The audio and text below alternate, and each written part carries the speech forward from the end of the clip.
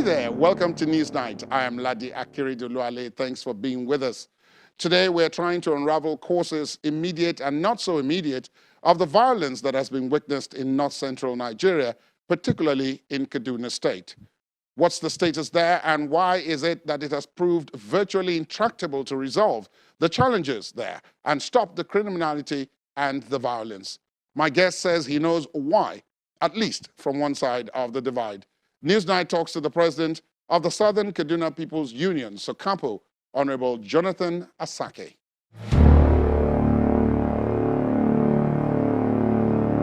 Honorable Asake, thank you for your time. Welcome to the program. Thank you very much. Let me begin with the general security situation in the country before we now talk about any specifics. What's your view about what's happening generally in terms of security nationwide? Well, as a matter of fact, the very, very terrible state of insecurity in the country, has taken a dimension that many people are shocked that Nigeria could have, derailed to this level of insecurity. Nobody ever saw it coming. The state of insecurity, which was, restricted to the northeast as a result of Boko Haram insurgency, then all the way to the Middle Belt region as a result of the killer herdsmen, now has engulfed the entire country.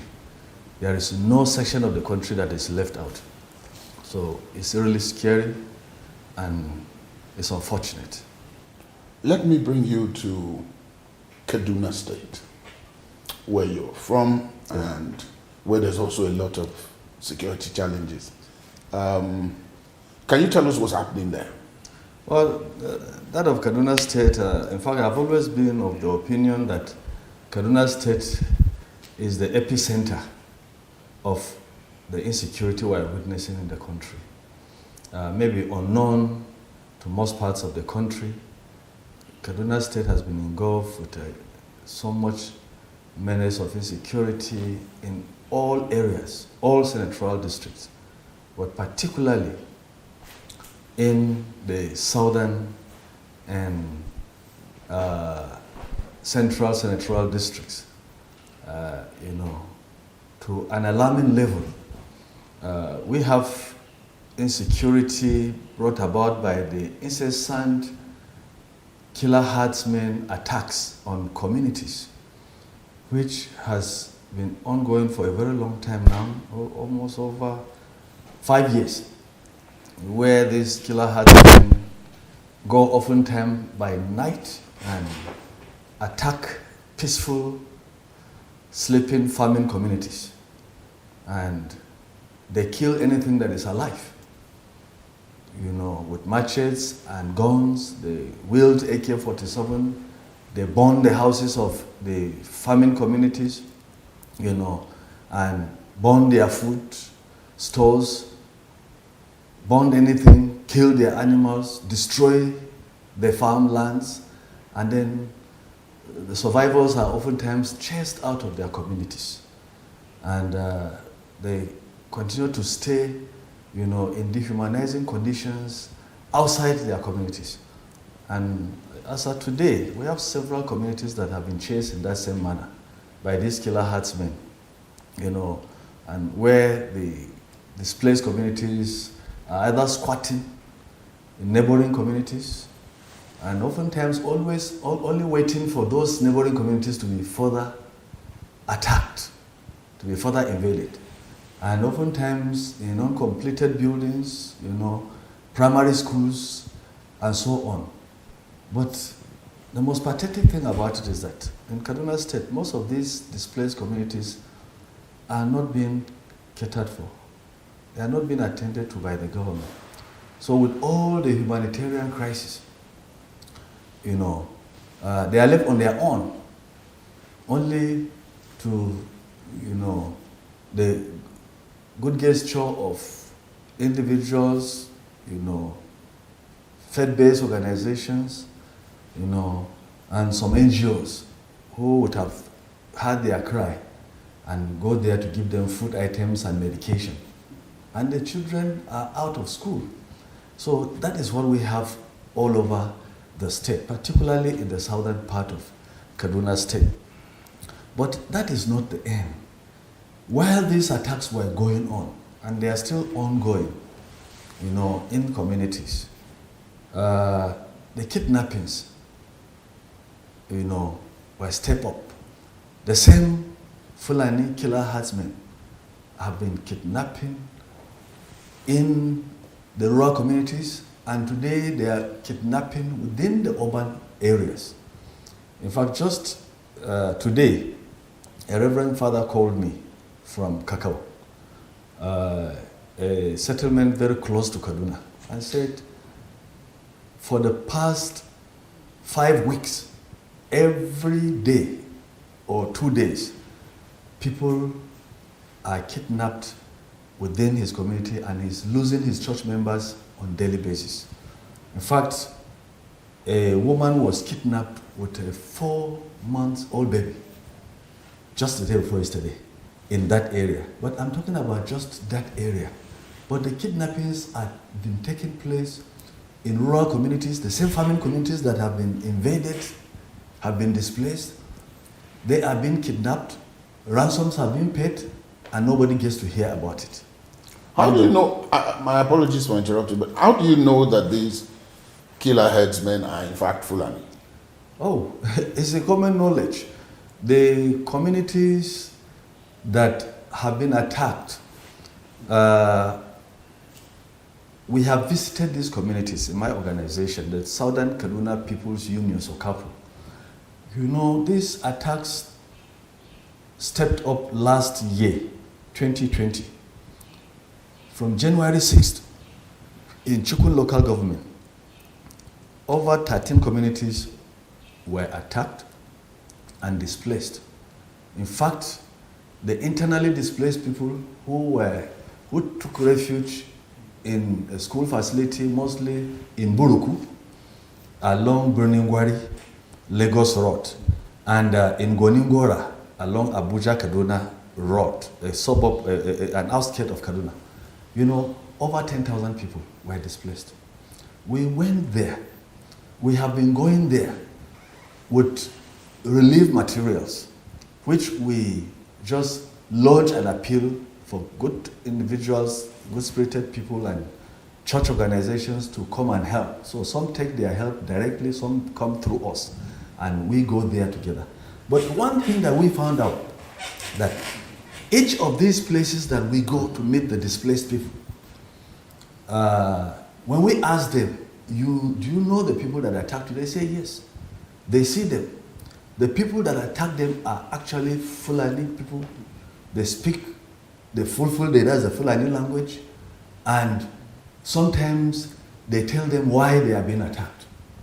And so it is not hidden. And a lot of times when these attacks takes place, the umbrella organization of the Fulani, the sociocultural group, that is Mieti Allah, will always come forth and defend why these attacks are taking place. And they have not hidden it, that yes, when a community is wiped out, they'll come forth and say, well, their cattle is being rustled. But I have said it over and over. There is nobody in this country that is into the art of cattle rustling other than the Fulani herders themselves. They are the real rustlers of cattle. Even non-Fulani people rear cattle, but most of their cattle have been rustled by these bandits that are specialized in rustling cattle. And so it is not hidden as to the identity of who are these perpetrators. In fact, let me give you an example. On the 18th of May last year, 2020, over 17 communities, farming communities, in Kaduna local government of Kaduna State, in Central Senatorial District, were attacked and displaced. Several people were killed, and when we went there to see the displaced people, they told us, We asked them, who are the people coming to do the attack? We have actually been of the narrative that the attackers are foreign Fulanis. Yes, they are foreign Fulanis. They are foreign Fulanis. But they come to collaborate with the local Fulanis, the criminal local Fulanis, who actually, give them intelligence on where to go, where to attack, and so they work together. And so they name some of the Fulani Ardos that led the invaders. And the Fulani Ardos are the Fulani chiefs, the local Fulani chiefs. So they know them. They gave us their names. We spoke to the press. We made press conferences. We reported these issues. But up to this very day I'm talking, those Fulani leaders are still having their good time. They have chased out the natives. They cannot go back to farm. Those that have attempted to go back to their communities have actually paid the supreme price by losing their lives. They have been gunned down. What exactly is the reason for the conflict? Well, it is not a conflict. I would have loved you to say what exactly is the reason for these attacks, these mindless attacks. It's not a conflict. A conflict is when two people are fighting. But in a situation where somebody is in his own peaceful community, he doesn't have electricity, doesn't have water supply, doesn't have good roads, all he is doing is farming business, and somebody comes in the night with AK-47, with machetes, and put fire in the houses, and when people begin to run, they begin to hack down, and mostly that is why most of the casualties are always women and children, because they cannot run. A woman that has about 5 children and she's trying to pull them along, then you go and see the woman lying down with the 5 dead children. In fact, even infants have been killed. Pregnant women, their stomachs have been ripped open. You would have seen the gory pictures of these attacks. So it is attacks, it is not actually a conflict. And so the reason for the conflict, we have been able to also find out what is the reason for the conflict. Number one is change in demography. And we actually have sniffed around and we are fingering the complicity of government. Government? Yes, in these attacks. Now, when these attacks take place, the communities are chased out. People are killed. Names are mentioned as to who the perpetrators are. And those that perpetrate these heinous crimes against humanity will just recede into the nearby hills, nearby forest. And you see them. Now, in the wake of the day following the attack, when the youth of the area gather and take their machetes to go after the attackers, that is when the security will come in and arrest them, throw them into vans and take them into detention. We have many of our youth up till this day that have been detained in that same manner. So when you look at it, and then the people stop the communities from accessing their farms, and they are hungry, and the government will not take food or medication to those people that are displaced. Like I was telling you about these communities in Kaduna local government, they are taking refuge in primary school facilities in 3 locations. The first location is Rimau in Kaduna local government, then Kala in the second Kaduna local government, then Gefe. Now, the first time we went there, just in one location, there were over 50,000 people that were displaced. And many of them made attempts to go back and they were killed. But up to the time we went, from 18th of May last year, up to this time, not the local government, not the state government, not the federal government has gone there to just see them. What are you people going through? Not to talk of taking relief materials to them. Not to talk of taking, medication to them. Not to even find out what has been the state of their children as having, been sent out of school. So when we see this, and the perpetrators are known, their names are mentioned, those that collaborate with those invaders are known, and their names are mentioned, they know their houses, but the security has never gone after them. As I'm talking, not a single one of these attackers has been prosecuted. And so, That is why we make our conclusion that the hand of the authorities, the government, is in it.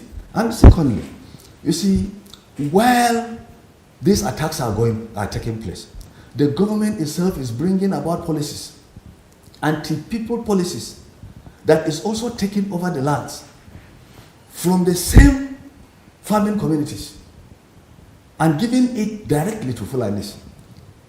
In Sanga local government, there is what the government took over as the forest reserved, to grow these economic trees. And most of this forest reserve has been marked for Fulanis. And how do you know that? That has been marked for Fulanis? Or just marked? No, not marked. For their settlements. They have gone there and they will tell the communities, look, the government has given us this land, these places for us to settle. And they declare that place and settle there. Nobody challenges them. But no native, the native landowners, cannot go there and settle. Now, another place that I have always talked about, to tell you how government is part of, or how we believe that government is part of this, conspiracy to take over lands from native owners, from farmers, and give it to Fulanis. We have a place today that is called Laduga. It was never Laduga. It is in present-day Zangon Katab local government and bordering with Katsina local government. The government earmarked in the 90s 32,000 hectares of land as a grazing reserve. And grazing reserve were established all over the country. Now, what is a grazing reserve? It's just a land earmarked for, livestock. You don't build buildings there. You don't do any special projects. It is earmarked for livestock. Anybody who is involved in the business of livestock can take his livestock there. Not only Fulanis, but as today, with the present governor, it was increased to 73,000, square kilometers, and it's strictly for Fulani settlement. And in fact, when we visited these displaced communities, these communities that have been attacked and displaced, they told us most of the attacks were coming from that place, that Fulani settlement. And the name of that settlement has been changed to Laduga, which is a Fulani word. So if you look at this again, you see that government took over land from indigenous landowners. Farmers take over their source of livelihood, and there was no compensation whatsoever, and just gave it to Fulanis. And so Fulanis all over West Africa are moving into that place and settling there and calling that their national headquarters. Now, and the native owners of that place cannot access that place anymore. If you go there, you are killed. In fact, we put the records together as of last year, around June last year. We found out that 67 native Ikulu communities, that's the tribe that has that land, 67 native Ikulu communities have been killed trying to access that land. And up till today, the government has not said, we are going to compensate you. The government has not said, we are going to chase the people that are chasing these people out. None of them has been brought to book up to this very day. So we have no option than to conclude that while the attackers are taking lands from native owners, using violence, then the government is using government instrumentality to take over lands from the native landowners again and give it to the same people that are coming to do the attack. Meanwhile, they are perpetrating these atrocities and nothing has been done. They have not been brought to book. Well, at the point at which you reach, let me also say that when this kind of accusation was made previously, the Kaduna state government made it clear that that was not true.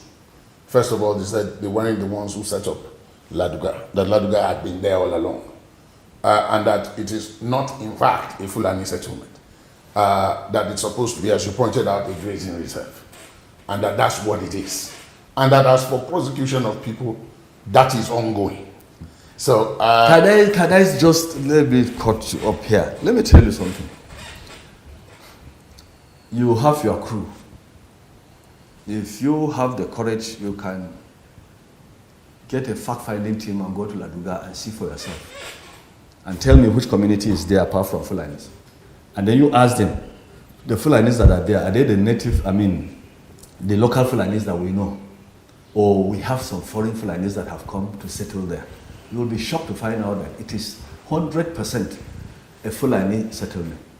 And most of those Fulanis that are there are not from that place. In fact, some of the local Fulanis that have been there, that were settled there in the early 90s, most of those local Fulanis are also complaining that these foreign criminal Fulanis are beginning to perpetrate their criminal activities on their population. Have you spoken or tried to speak or dialogue with the authorities, both at the federal and state levels, to see what it is that is guiding their thinking and why, if what you say is correct, why those things are happening? Let me just ask you, who are the authorities that you dialogue with? Let me start from the federal level.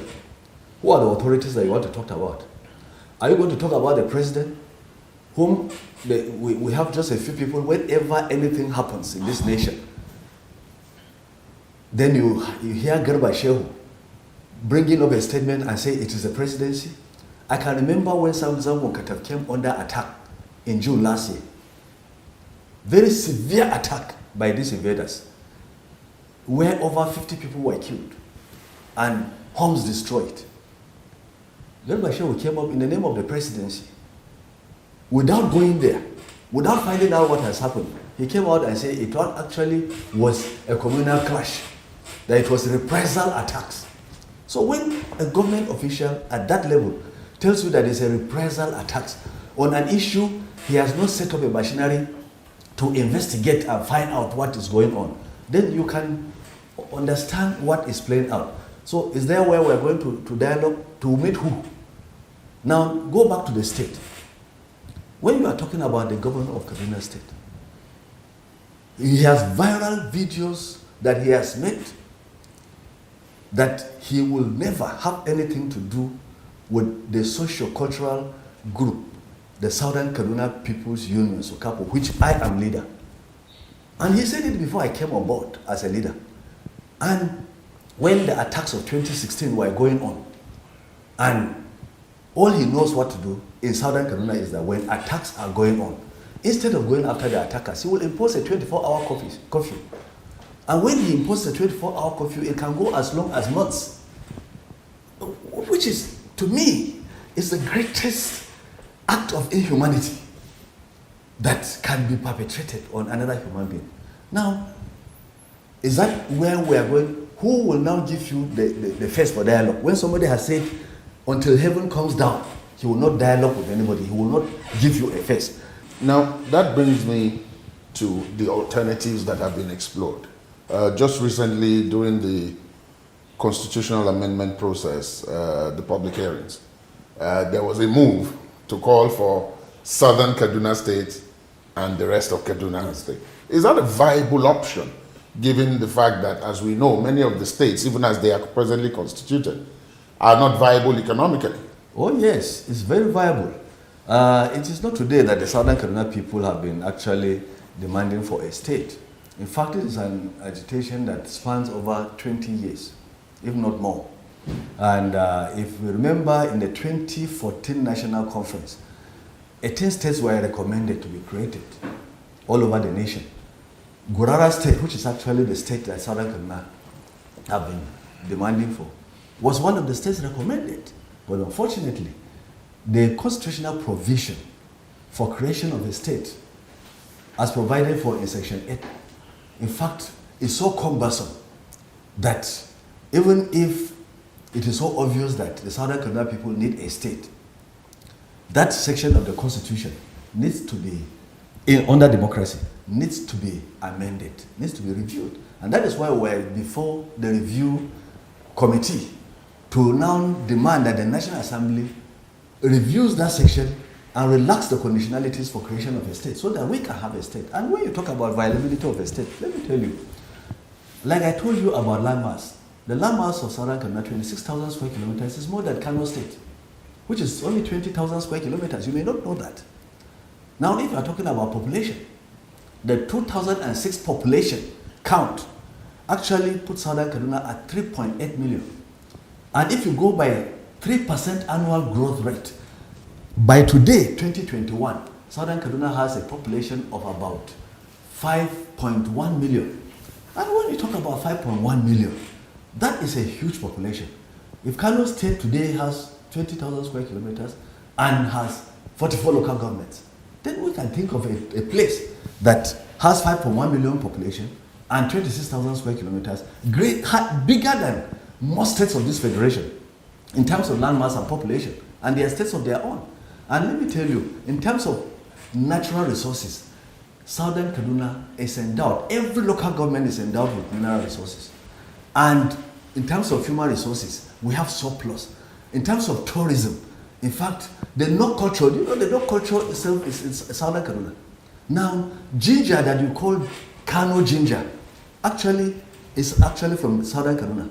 The ginger that you see farmed all over the nation is actually from Southern Kaduna. So in terms of agriculture, in terms of solid minerals, in terms of human resources, in terms of everything, Southern Kaduna is viable. And let me tell you, the quality of people that we have in Southern Kaduna can give leadership to that state, that it will be the envy of the entire nation, and it will be the investment destination of most investors all over the world. And that is why we actually have been talking about this creating of Southern Kaduna and the incessant conflict between the North and the South, which actually is a result of two strange bedfellows. Socially, culturally, and belief system. We are different. That is the truth. This only Southern Kaduna that is different from the rest of the Northwest. The Northwest is made of 7 states. All the others with Kaduna State. But Southern Kaduna is culturally, religiously, and ethnically different from the rest. We have 67 ethnic nationalities. They speak their distinct languages in Southern Kaduna, different from Hausa Fulani. And our belief system, there are some that are traditional worshippers. There are, of course, majority are Christians. We have Muslims amongst us, but we're tribal groups. And so our social system is different. So that is why the issue of state creation for Southern Kaduna, in fact, is a long time aspiration and is overdue. And coincidentally, when we went for that constitutional review, the Northern Kaduna people also came looking for new Kaduna State. And when they have signed all the senator representing the North and the senator representing the Central, which because some local governments fall within their own area, Right. now they all signed. Their councillors, members of House of Assembly, House of Reps, they all signed that they want a new Kaduna State. So we have agreed that, look, a new state to be created will reduce these incessant conflicts that we have. Now, there have been attempts at mediation. Different people have tried to step into the situation you have described. One of such people was Sheikh Gumi. There were a number of others who also tried to step in. But do you think their intervention helped with the situation or it didn't? I cannot tell. If you are talking about Sheikh Gumi, I have made my views very clear about him and his effort at negotiation. And What were those views? my views are that Sheikh Gumi is still that Fulani man that is interested in championing the cause of his Fulanis. And he's still part of that agenda, that Fulanis must be given their rightful place. You've been hearing utterances by the Mighty Allah that Fulanis own this Nigeria. When they mention those statements, nothing happens to them. Go and Google through and see Gumi's statements as to what he is doing, his belief about the Fulanis in Nigeria. And you will know that anything short of Fulanis being given the lands of indigenous landowners in this country, he is not satisfied. He is not really looking for that peace. And while he's talking about negotiation, he's talking about that Fulanis must be given huge sums of money to settle them. Meanwhile, these are people that have killed, they have kidnapped, they have abducted, they have raped. And he's not talking about justice. He's not talking about bringing them to book. He's talking about bringing money from the federal government, from the state government, and giving them money to do what only God knows to him. So if you talk about people like Sheikh Gumi and what they have been doing, they are actually on track with their agenda, which we know. The agenda is anything short of taking over the lands from indigenous landowners, from native landowners. Is not satisfied. And that is why Fulanis are now trooping in. In fact, if you go all over the north now, Fulanis that we never saw before. There are some that are only carrying sheep. Their flock is sheep, it's not cows. And you see some red sheep, you see some white sheep, and so on and so forth. There are some that have some red cows that we never knew before. Now, most of them are coming through our porous borders. And it's no longer porous borders. It's deliberately that these borders have been open for them to come in and take over lands from Nigerians. And that is why we were so worried when the enumeration area demarcation was going on. We made our minds known again that these areas where native farmers were attacked and displaced, when this enumeration was taking place, they were being carved out as Fulani settlements. And you can now see that the agenda is clear. That when we are seeing the registration of these SIM cards and name, synchronizing name and SIM cards and whatever, all this information, you will see that foreign Fulanis have been found to be registered in this country. So something is playing out. And statesmen in this nation must come forward courageously and actually be patriotic, display nationalism, and say, look, if Nigeria is for Nigerians, Cote d'Ivoire is for Cote d'Ivoirians, and so on. Nigeria must be for Nigerians. Because when we bring in these people, the people that we are bringing in, if we think we are bringing in because of maybe their social status, their religious, whatever, and ethnic ethnicity, when they come and settle, they will become the Frankenstein monster.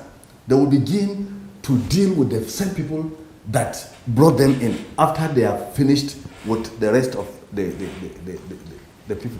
One of the things that seems to have suffered, because in many of the areas that you have spoken about, the farming communities there are more or less part of the bread basket of the country, yes, the food basket of the country. This crisis has meant that many of those people cannot go to the farms. Yes. The prices of foodstuff have gone sky high. And then, of course, politics appears to have also been introduced. Let me ask you, when last did your wife go to the market and then she came back to tell you what a measure of beans is, or rice, even local rice now, or all those food items, or even yams. In fact, tubers of yams that we used to buy, maybe 5 of them for 1,005. You will hear 7,000, 8,000 now. Do you know the reason? Most of those farming communities have been chased out. They cannot access their farms. So food insecurity is very imminent if nothing is done about this. Because those that are chasing these communities away are not really going to farm. They are only going to settle and do their own cattle trading. And that is all. So if they are not going to farm and they are chasing the farmers away, we can see what this is going to tell on the Nigerian economy in not too distant future. We are going into serious food crisis. All those who have been listening to people like you speak talk about the fact that part of all of this is the politics of 2023, and that some people are preempting other people by taking some of these actions. I know, for example, that the Southern and Middle Belt Forum is having a meeting of minds towards establishing a common position. This is novel because all along, many of these communities were considered part of the North. How is that playing out? And is it not a dangerous move, considering that those people are still largely resident in these areas? Which people? For example, the Southern Kaduna people, the other minorities in Benue, in Nasarawa, and so on. Are they not there? They are there, even though, as you say, they may have been chased away from their lands, but they haven't left the geographical axis. Yes. So I'm asking that, is that not a dangerous political strategy? It is never a dangerous political strategy. When people that think straight come together, they correct a situation. Something abnormal is happening in this country. So the rest of the country can come together and salvage this country. Now, it is not just against the core north. There are people in the core north that believe that this dangerous trend happening in this country should not be happening. There are right-thinking people in the core north. They believe that this nation deserves to be better than this. This nation deserves leaders that think as statesmen, as nationalists, and so they don't believe in all this displacement, bringing Fulanis from outside, killing people and whatever. They don't believe in it. So those people will also join this to save Nigeria. It's an effort to save Nigeria. It's not a gang up against anybody. So the coming together of the South-South, the Southeast and the Southwest, and the Middle Belt is actually to save Nigeria. And you can remember, look, if the Civil War was fought in the 60s, in the name of keeping Nigeria together, and let's agree that it was to keep Nigeria together, and people died on both sides in their millions, and today Nigeria is together. If we see any common threat that is about to tear Nigeria apart, people need to also come together. Just the way people came together and fought the common threat in the 60s, in the Civil War, people need to come together and also fight a common threat that is tending to tear Nigeria apart. Of course, I know there are agitations for secession, but if people should go their individual ways, it should not be, again, in a violent manner. Because we fought this before. And we fought this to stay together. And it didn't take us anywhere. So we should not allow this violence, especially when it is being brought in from outside, under any guise or any pretext. It should not be allowed. And that is why we're coming together. Our communique was made public. The first thing was, look, there is a gentleman arrangement that is always being obeyed in this country, that power rotation. And this power rotation or power shift must be obeyed. So if power has been in the north for this length of time, at the end of Buhari's administration, let power shift back to the south. The south will decide which of the geopolitical zones will take the power so that the rest of the country can support. But we know that we want leadership, decisive leadership, responsive leadership, leadership that will further place Nigeria in the map of Committee of Nations, leadership that will look at the threats that are tending to tear this country apart and will nip it in the bud. Not leadership that will sit down as if it is not there. It's unfortunate what is going on today. And I want to say this also, that the General Buhari, many people knew, even when he came in through a military coup, people saw action. So many things were going on Nigerians like that time. The war against indiscipline. You go to a bank, before that time, when you go to a bank, people will just pass and go and meet the person they know, but people have to queue up. You are inside the bus, there is a small waste basket that you eat a banana, you throw the peel inside the basket. If you throw it outside, I think the government is just, or the authorities are just behind you. So people have that sense. That is what actually, so people saw Buhari, the Buhari that was coming in 2015, as that same Buhari who is disciplined, who is sharp, who is responsive and accountable to the people, but so shocking. All we hear now, things are happening, people are being killed en masse, people are being kidnapped, ransoms are being collected. All we hear is statements from the presidency condemning. We've never heard anything from that person. So we're thinking, what has happened to that Buhari that we knew? Is it the same Buhari or he has changed? What has changed him? Or is he being held hostage? Who is holding him hostage? So that is why I keep saying, statesmen, former presidents that are still alive, people that have held positions of responsibility must come together and salvage this country. before it becomes too late. Because people are being driven to anger. There is anger all over the land. And when there is this kind of anger, that is when you have what you call, when there is chaos. When there is, people no longer obey laws and order, and we go into anarchy. God forbid. Nobody prays for that, because Nigeria is a great nation. If we have leaders that are thinkers, that are patriotic, that look at issues dispassionately, irrespective of tribal, ethnic, or regional sentiments, but look at Nigeria and know what economic trends are over the world, then Nigeria will be a great nation. In fact, one of the greatest nations we can ever have.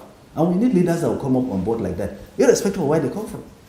As we wind this down and look ahead, the prognosis you've given is very dire. And you've talked about men of goodwill and so on stepping up to avert what you believe will be some problems. Beyond that, what else do you want to see? Especially as it relates to your people. What else I want to see? Before I reach my people, let me tell you, no nation can ever be great in a democracy. That's why sometimes even dictatorship, leaders that emerge not through the ballot box, if they are patriotic, they can make their nations great. But when we are practicing democracy, then the institution of that democracy must be strengthened. And it is the duty of every leader that steps up. If you are having 4 years or 8 years, as stipulated by the Constitution, you must ensure that you leave the structures stronger than you made them. Now I'm talking about the Electoral Act today as we have it. The amended Electoral Act, whose bill was sent to the National Assembly. And they did their work on it before the 2015 elections.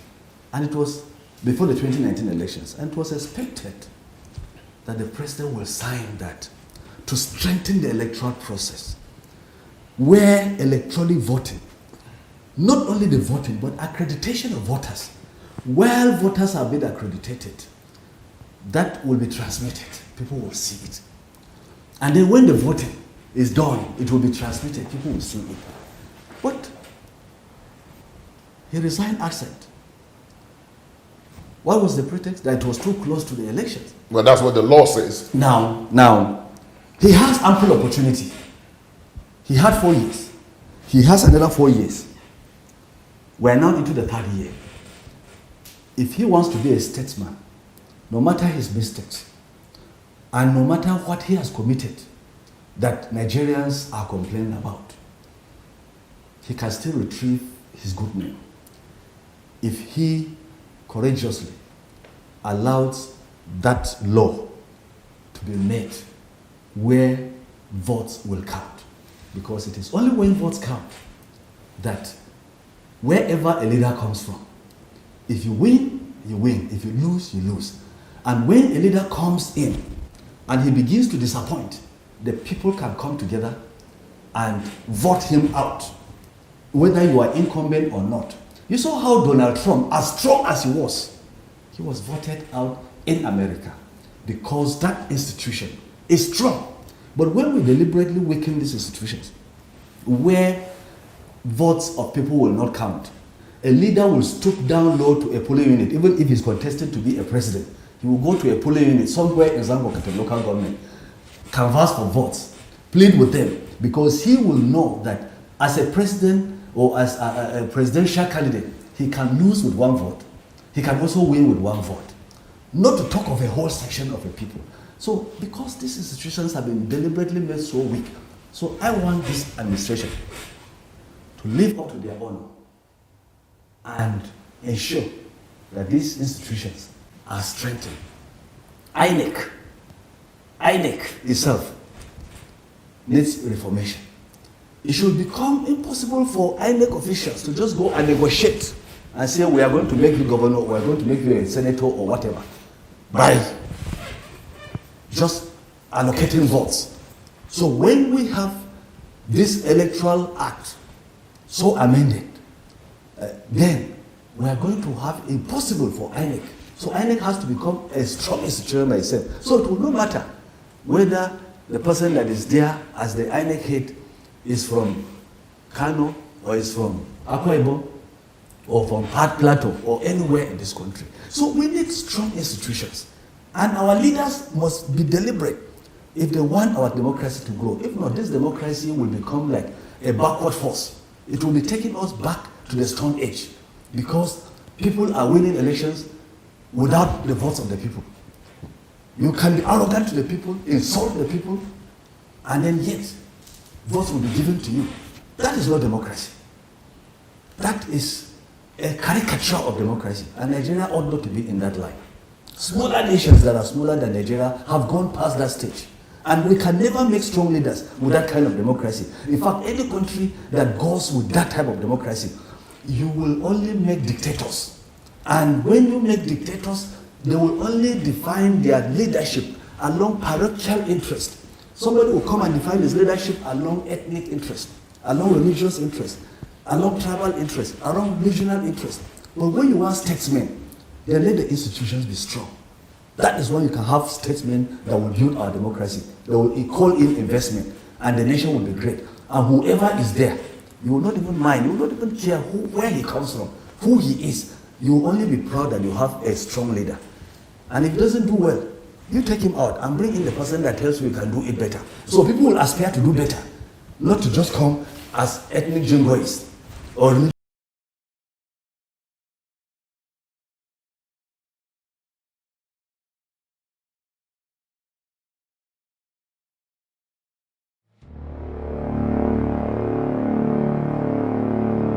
That's Newsnight. Thanks for watching. Do let us know what you think of this conversation and much more. Our social media handles are on your screen. You can also watch this and previous episodes of the program via our podcast. Please visit our website, channelstv.com/podcast. I'm Ladi Akiridoluale. Goodbye.